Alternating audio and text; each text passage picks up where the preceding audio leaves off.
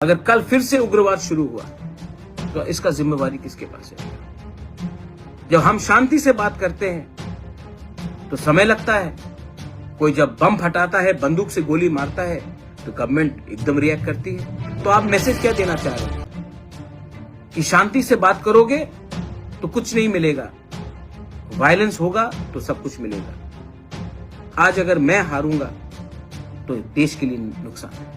तो I appeal to the government. অনেকে বিরোধী দলের, আমি নাম বলবো না, আমার কাছে খবর আছে, ওরা দেখছে যে তোমার খুশিতে আমি দুঃখী, তোমার খুশিতে আমি দুঃখী, এখনো চেষ্টা করছে কিভাবে উগ্রপন্থা আবার ত্রিপুরাতে তৈরি করা যায়।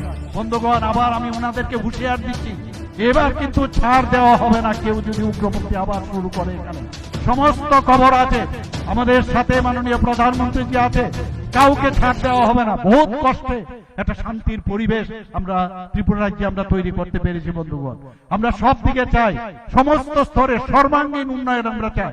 এডুকেশন